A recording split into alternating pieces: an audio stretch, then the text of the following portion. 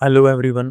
आज की इस वीडियो में हम देखेंगे कि रोज एंड कॉलम्स को हम कैसे फ्रीज करेंगे। इस अभी शीट में हमारे पास क्लाइंट्स का एक सैंपल डाटा है।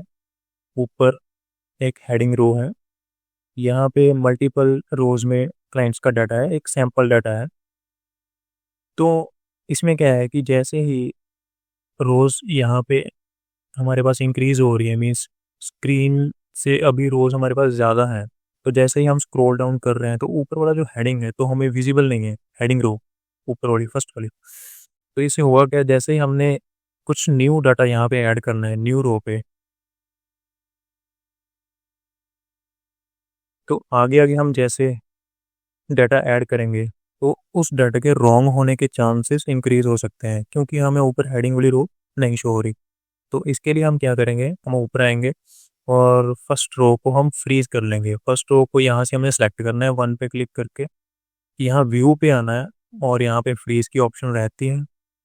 ये वाला फ्रीज की जो ऑप्शन है टू पार्ट्स में डिवाइडेड है। यहाँ पे एक सेंटर वाली लाइन है, ऊपर वाले पार्ट्स हैं रोज के लिए, नीचे वाले हैं कॉलम्स के लिए। तो अभी के लिए हम वन रो जो अभी शो कर रहा है इस पे क्लिक कर देंगे।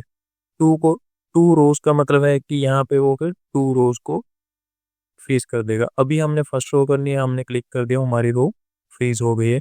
तो जैसे ही हम स्क्रॉल डाउन करेंगे तो यहाँ पे हमारे हेडिंग शो हो रहे हैं, हम इजीली डाटा को अपडेट कर सकते हैं। अभी के लिए हम फिर से ऊपर आते हैं, मैं अभी कंट्रोल जेड कर रहा हूँ, फ्रीज को मैंने हटा दिया है। अभी इसमें एक और पॉइंट देखते हैं। सपोज हम हमारे पास एक ऊपर एक और हेडिंग है,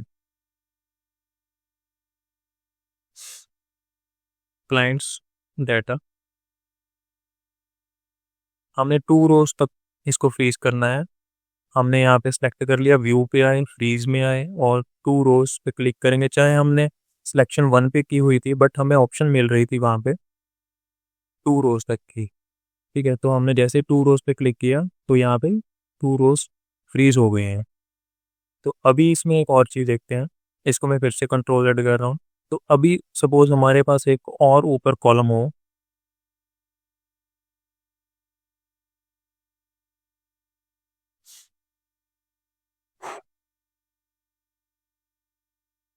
तो अब हमने थ्री रोज तक सपोज इसको फ्रीज करना है।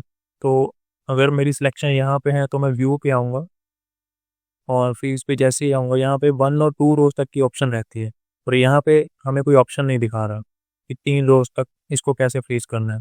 तो इसके लिए हम यहाँ पे आएंगे, जहाँ तक हमें फ्रीज करना है उस रो को हमें सेलेक्ट कर लेना है। जैसे ही हम व्यू पे आएंगे तो यहाँ पे अप टू थ्री दिखाने लग गया।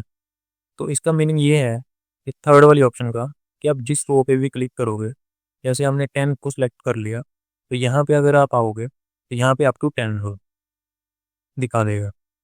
तो मीन्स जितनी भी रोज आपने फ्रीज करनी है तो आप जस्ट सिलेक्शन कर लो। जैसे इस केस में हम थर्ड रो को सिलेक्ट कर रहे हैं और व्यू पे आके यहाँ पे हम up to three column select कर देंगे, तो हमारे तीन के तीन कॉलम्स यहाँ पे फ्रीज हो गया है। तो अभी हम कॉलम्स का देखते हैं।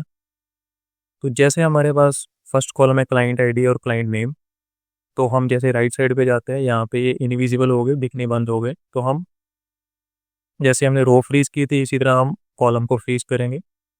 सपोज हमें क्लाइंट आईडी को फ्रीज करना है या अप टू सीधा ही बी तक, हमने सीधे सीधे दो कॉलम्स को फ्रीज करके देखते हैं। यहाँ पे व्यू पे आए, फ्रीज, यहाँ पे नीचे कॉलम की ऑप्शन है, हम यहाँ पे टू भी सिलेक्ट कर सकते हैं और अप टू बी कॉलम भी सिलेक्ट कर देते हैं। ये अभी आपको क्लियर हो गया होगा रो वाली एग्जांपल्स के साथ। तो ये हमारे दो कॉलम सेलेक्ट हो गए हैं।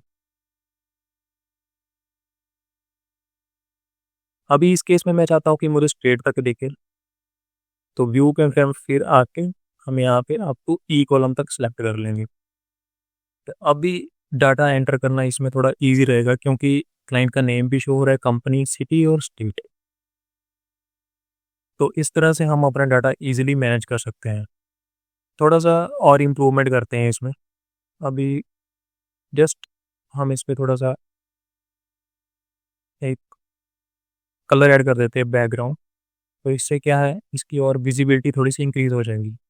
ये जस्ट मैं अपने हिसाब से एक टेस्ट बना रहा हूँ, आप अपने अकॉर्डिंग फॉर्मेटिंग कर सकते हैं।